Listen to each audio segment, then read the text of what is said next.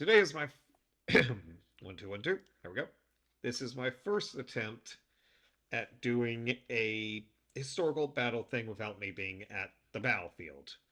And this is not the correct battlefield anyway, but we are doing the oh, eh, one moment. Let me pop in and then pop out. See if that works, because I know it just appeared on my screen, but now I have to test to see why it's not appearing now. Yeah, we're on Battlecry Freedom. Anyway, start browser. Where the event thing go? I've lost the event. So no, there it is. We're doing the 163rd commemorative event for First Manassas, and I've decided to coincide this with me doing a talk about First Manassas as well as explaining the build up to it and so forth. There we go. The First Manassas 163rd Anniversary Commemorative Battle Event. I'm going to be spectator for now until the actual event begins in about 45-ish minutes. Maybe this will be done before then. So, back in April, Fort Sumter's bombed by the Confederate forces, thus triggering the Civil War. Lincoln requests, I believe it's 11,000 new volunteers. I have Wikipedia in front of me for me to try to pull this up, so I'm very sorry if this is very scattered. But April 15th, Fort Sumter surrenders, and Abraham Lincoln issued a proclamation declaring an insurrection against the United States. Okay, yeah, I was wrong. He called for 75,000 volunteers with 90-day enlistments. He then accepted an additional 4,000 volunteers with 3-year enlistments and such. But this resulted in Virginia, Arkansas, North Carolina, and Tennessee to secede and join the Confederacy. May 29th, Richmond becomes the capital after Davis arrives. This really doesn't do much. This isn't much, but it's a build-up. Uh, Scott, who is the current commander, the general in chief of the Union Army, uh, laid out his strategy, which was the Anaconda Plan. Most ridiculed and disliked it due to the fact that they believed it was going to be too slow of a plan, and they wanted a war done quick. And many believed that the capture of Richmond, only 100 miles south of D.C., would quickly end the war. July 1861, many thousands of Union volunteers were camped in and around D.C. Since General Scott was 75 years old and physically unable to lead his force against the Confederates, the administration went to McDowell. Da, da, da, da, da. He began immediately organizing what was known as Army of Northeastern Virginia, 35,000 men arranged in 5 divisions. Public and political pressure forced him to be unable to train the newly inducted troops properly and were instructed to begin immediate immediate nope, one moment. Began immediate maneuvers south towards Richmond, pretty much. Lincoln reassured McDowell with the comment of, "You are green, it is true, but they are green also. You are all green alike." So, against his better judgment, McDowell commenced the Manassas campaign, or, well, I guess it became the Bull Run campaign. Yep. Either way, Beauregard gets put in charge of the Army of the Potomac, I believe they called it.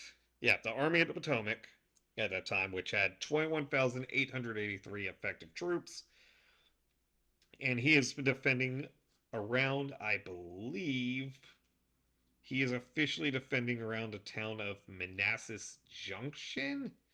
Yeah, Manassas Junction. Um, July 16th, McDowell departs from Washington with the largest army yet gathered on the North American continent, about 35,000 men, total 2,800, 452 effective. McDowell's plan was to move westward in 3 columns and make a divisionary attack on the Confederate lines at Bull Run with 2 columns, while the third column moved around the Confederate right flank, cutting the railroad to Richmond and threatening the rear of the Confederate army. He assumed that the Confederates would be forced to to abandon Manassas Junction and fall back to the Rappahannock River. I'm sorry if I butchered that, Virginians. I'm a Floridian. um, which would relieve capital, which would relieve some of the pressure on the U.S. capital. He had hoped to have his army at Centerville by July 17th, but the troops, unaccustomed to marching, moved in starts and stops along the path. Along the route, soldiers often broke ranks to wander off to pick apples or blackberries or to get water, regardless of the orders of their officers to remain in ranks.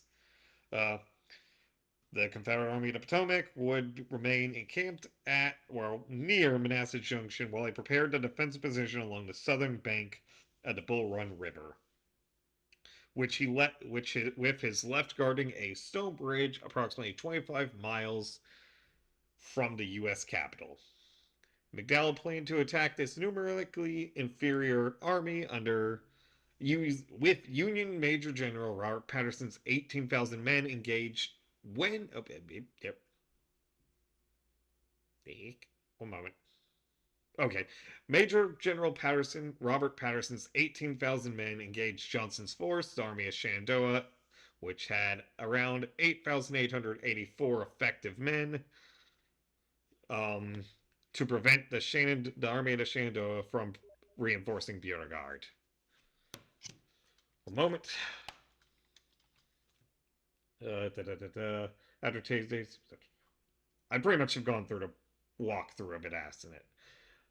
Reinforcements began to arrive around the 19th and 20th after pretty much both forces had spotted each other.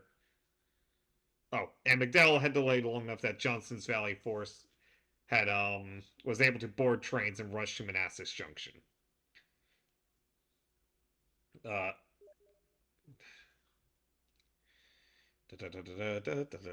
I'm sorry.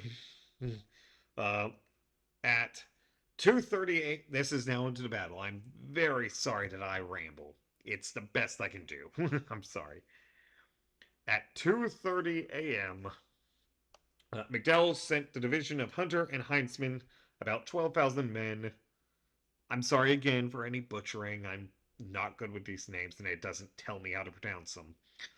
Marching southwest on the Warrington Turnpike and marching northwest towards Sudley Springs to get around the Confederates' left.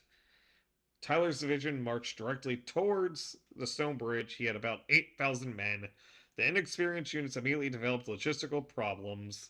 Tyler's division blocked the advance of the main flanking column on the Turnpike. I apologize again for me rambling. I'm not as good as this as I am with for example, my Dates Battle, where I'm at the field working with it, where I'm walking the trails, able to tell y'all as I get to these things what's occurring. I apologize again. Later, units found the approach roads to Sudley Springs were inadequate, little more than a cart path in some places, and did not begin fording Bull Run until 9:30 a.m. Tyler's men reached the Stone Bridge around 6 a.m. At 5:15, the first shots were technically fired as Richardson's brigade fired a few artillery rounds across Mitchell's Ford on the Confederate right flank, at which some of which hit Beauregard's headquarters in the Wilmer McLean house as he was eating breakfast, alerting him to the fact that his offensive battle plan had been preempted. Nevertheless, he ordered demonstration attacks north towards the Union left at Centerville. Although he intended for Brigadier General Richard S. Ewell to lead the attack, Ewell at Union Mills Ford was simply ordered to hold in readiness to advance at a moment's notice. Brigadier General D.R. Jones was supposed to attack in support of Ewell, but found himself moving forward alone. Holmes was also supposed to support, but received no orders at all. Intriguing. All that sudden happened to 20,000 Union soldiers. Convening on the Confederate left flank was Colonel Nathan Shanks Evans and his reduced brigade of 1,100 men. Evans had moved some of his men to intercept the direct threat from Tyler at the bridge, but he began to suspect that the weak attacks from the Union brigade of Brigadier General Robert C. Schneck were merely feints. He was informed of the main Union flanking movement towards Sudley Springs by Captain Edward Porter Alexander, Beauregard's signal officer, observing from 8 miles southwest of Signal Hill. I'm sorry, southwest on Signal Hill. In the first use of wig-wag Sethmore signaling combat, which is in comparison to normal signal flagging in which you use two, it uses a single flag and your motions determine what the letter is, essentially. Alexander sent the message, "Look out for your left, your position is turned." Evans hastily led 900 of his men from their position fronting the stone bridge to a new location on the slopes of Matthews Hill, a low rise to the northwest of his previous position. Again, if I was at the field right now, I could give you entire visuals of everything, so I apologize. The Confederate laying actions on Matthews Hill included a spoiling attack launched by Major Roberto Wheat's 1st Louisiana Special Battalion, Wheat's Tigers. After Wheat's command was thrown back and Wheat seriously injured, Evans received reinforcement from two other brigades under Brigadier General B and Colonel Bartow, bringing the force on the flank to 2,800 men. It's Bernard B and Francis S. Bartow. I just did not want to say their names at that moment. I just wanted to say the last names. They successfully slowed Hunter's lead brigade, Brigadier General Ambrose Burnside, in its attempts to ford Bull Run and advance across Young's Branch at the north end of Henry House Hill. One of Tyler's brigade commanders, Colonel William. I know this. I know how to pronounce that, but I can't, so I'm just not going to skip for the moment. Sherman moved forward from the stone bridge around 10 a.m. and crossed an unguarded ford and struck the right flank of the Confederate defenders. The surprise attack, coupled with pressure from Burnside and Major George Sykes, collapsed the Confederate line. Sorry, not the Union line. Confederate line shortly after 11:30 a.m., sending them in a disorderly retreat to Henry House Hill. As they retreat from their Matthews Hill's position, the remainder of B's, Evans, and Bartow's commands received some cover from Captain John D. Imboden and his battery of four 6-pounder guns, who held off the Union advance while the Confederates attempted to regroup on Henry House Hill. They were met by Generals Johnson and Beauregard, who had just arrived from Johnson's headquarters at the M. Lewis Farm. Portissi? I don't know if I said that right. Fortunately for the Confederates, McDowell did not press his advantage and attempted to seize the strategic grounds immediately, choosing to bombard the hills with a battery of Captain James B. Ricketts and Charles Griffin, Battery 1, 1st U.S. Artillery, and in the case of Griffin, Battery D, 5th U.S. from Dawkins Ridge. Brigadier General Thomas J. Jackson's Virginia Brigade came up in support of the disorganized Confederates around noon, accompanied by Colonel Wade Hampton and his Hampton's Legion, and Colonel Jeb Stewart's cavalry, along with a contingent of 6-pounder guns. The Hampton Legion, some 600 strong, managed to buy Jackson time to build a defensive line on Henry House Hill by firing repeated volleys at Sherman's advancing brigade. Hampton had purchased about 400 British Enfield rifles to equip the men with. However, it is not clear if his troops had them at Bull Run or if the weapons arrived after the battle. If so, they would have been the only foreign-made weapons on the field. The 79th New York was thoroughly decimated by Hampton's musket fire and began to disintegrate. Wade Hampton gestured towards their colonel, James Cameron, and remarked, "Look at that brave commander, trying to lead his men, and they won't follow." Shortly afterwards, Cameron, the brother of U.S. Secretary of War Simon Cameron, was fatally wounded. It was claimed that Hampton deliberately targeted officers of the 79th New York in revenge for the death of his nephew earlier in the day, although he had in fact been killed by soldiers of the 69th New York. Jackson posted his 5 regiments on the reverse slope of the hill, where they were shielded from direct fire, and was able to assemble 13 guns on the defensive line. As the guns fired, their recoil moved them down the reverse slope. Oh, I'm sorry. Assembles 13 guns on the defensive line, which he posted on the crest of the hill. As the guns fired, the recoil moved them down the reverse slope where could be safely reloaded. Meanwhile, McDowell ordered the batteries of Ricketts and Griffin to move from Doggin's Ridge to the hill for close infantry support. Their 11 guns engaged in a fierce artillery duel across 300 yards against Jackson's 13. Unlike many engagements of the Civil War, here the Confederate artillery had an advantage. The Union pieces were now within range of the Confederate smoothbores and predominantly rifled pieces on the Union's and the predominantly rifled pieces on the Union side were not effective at such close ranges, with many shots fired over the head of their targets. One of the casualties of the artillery fire was Judith Carter Henry, an 85-year-old widow and invalid who was unable to leave her bedroom in the Henry house. As Ricketts began receiving rifle fire, he concluded that it was coming from the Henry house and turned his guns on the building. A shell that crashed through the bedroom wall tore off one of the widow's feet and inflicted multiple injuries, from which she died later that day. As his men were pushed back towards Henry House Hill, B exclaimed to Jackson, "The enemy are driving us." Jackson, a former U.S. Army officer and a professor at the VMI, Virginia Military Institute, is said to have replied, "Then, sir, we will give them the bayonet." B is then said to have exhorted his troops to reform by shouting, "There is Jackson, standing like a stone wall. Let us determine to die here, and we will conquer. Rally behind the Virginians." This exclamation is often held to be the source for Jackson and his brigade's nickname, Stonewall. B was shot through the stomach shortly afterwards and died the next day. Thus, it is unclear exactly what he said or meant. Moreover, none of his subordinates wrote reports of the battle, so there is no first-hand account of the exchange.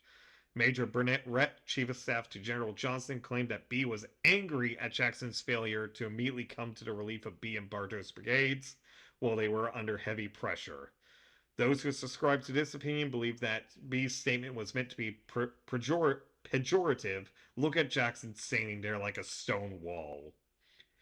After B's wounding, Colonel States Rights Gist, serving as B's aide de camp, took command of the brigade. Artillery officer Griffin decided to move two of his guns to the southern end of his line, hoping to provide enfilade fire against the Confederates. At approximately 3 p.m., these guns were overrun by the 33rd Virginia, whose men were outfitted in blue uniforms, causing Griffin's command Major William F. Berry to mistake them for Union troops and to order Griffin to not fire on them. Close-range volleys from the 33rd Infantry, followed by Stuart's cavalry attacks against the flank of the 11th New York Volunteer Infantry Regiment, also known as Ellsworth's Fire Zouaves, which was supporting the battery, killed many of the gunners and scattered the infantry. Capitalizing on this success, Jackson ordered two regiments to charge Ricketts' guns, and they were captured as well. As additional Federal infantry engaged, the Confederates were pushed back and they reformed, and the guns changed hands several times. The capture of the Union guns turned the tide of battle, although McDowell had brought 15 regiments into the fight on the hill, outnumbering the Confederates 2-1. No more than two were ever engaged successfully. Jackson continued to press his attacks, telling soldiers of the 4th Virginia Infantry, "Reserve your fire until they come within 50 yards, then fire and give them the bayonet. And when you charge, yell like furies." For the first time, Union troops heard the disturbing sound of the rebel yell.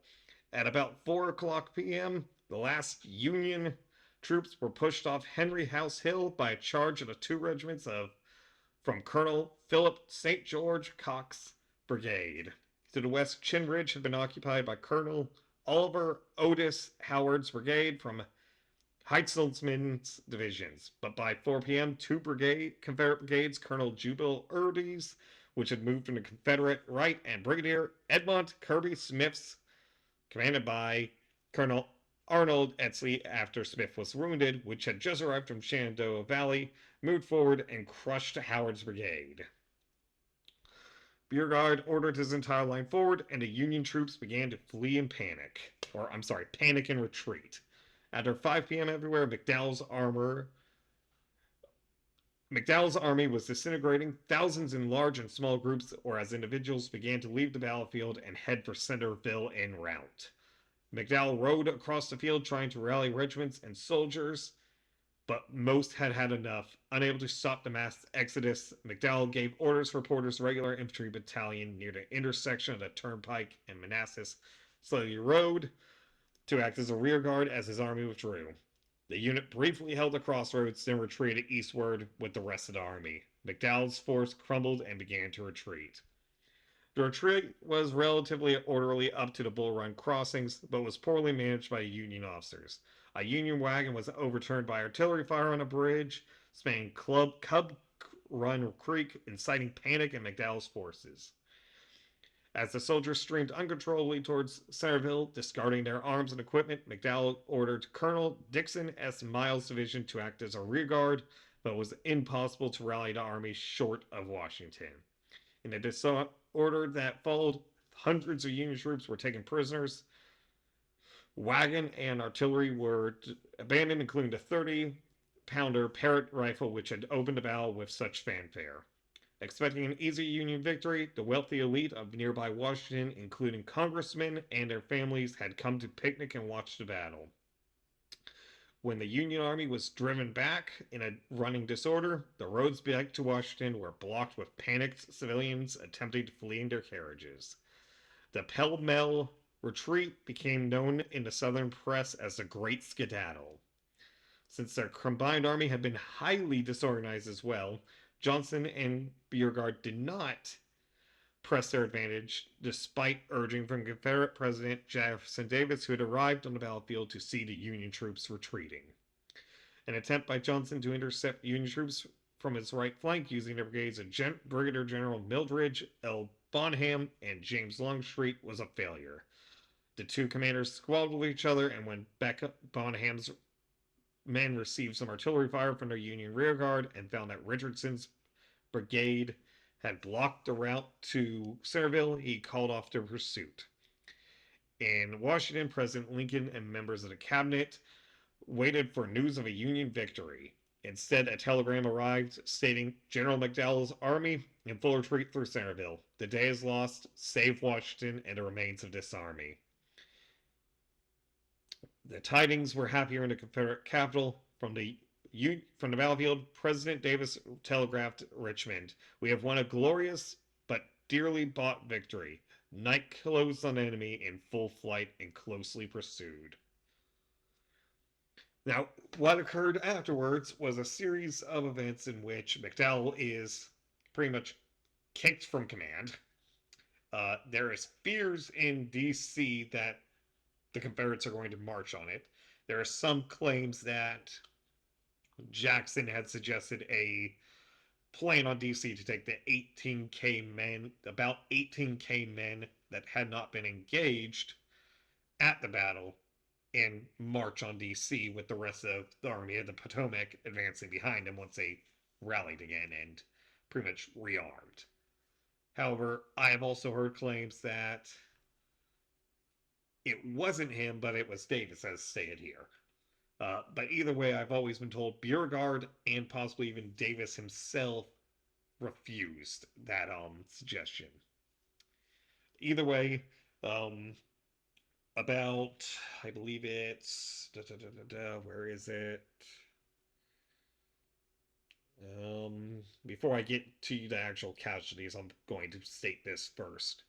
Um, he signed a bill that would allow the enlistment of another. Lincoln would sign a bill on the 22nd, a day after the battle, that would provide for the enlistment of another 500,000 men for 3 years of service, and 11,000 Pennsylvanians on July 25th would be that had been previously rejected for service would be finally accepted at DC. Um, uh, McDowell would be replaced with McClellan, and 3 months after the first Battle of Bull Run, Union forces would suffer another smaller defeat at the Battle of Ball's Bluff near Leesburg, Virginia. Um, McClellan would be replaced on the 25th.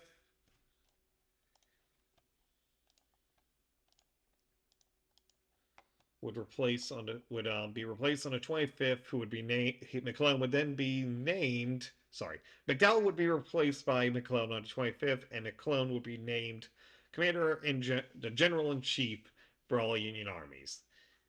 McDowell was also present to bear significant blame for the defeat of Major General John Pope's Army of Virginia by Robert E. Lee's Army of Northern Virginia 13 months later at the Second Battle of Bull Run. In the Confederacy, 400,000 additional volunteers were requested by Jefferson Davis. Beauregard was considered the Confederate hero and was promoted to full general in the Confederate Army, and Stonewall Jackson, arguably the most important tactical contributor to the victory, received no special recognition but would achieve glory for his 1862 Valley Campaign. Privately, Davis credited Greenhow with ensuring Confederate victory. Jordan sent a telegram to Greenhow: "Our president and our general dictate me to thank you. We rely upon your further information. The Confederacy owes you a debt." Signed, Jordan, Adjutant General. The battle also had long term psychological consequences. The decisive victory led to a degree of overconfidence on the part of the Confederate forces and prompted a determined organizational effort on the part of the Union. In hindsight, commenters on both sides agreed that the one sided outcome proved the greatest misfortune that would have befallen the Confederacy. Although modern historians generally agree with the interpretation, James M. McPherson had argued that the state decor attained by Confederate troops on the heels of their victory, together with a new sense of insecurity felt by Northern commanders, also gave the Confederacy a military edge in the following months. I will have a second video out of this battle momentarily afterwards, but yeah.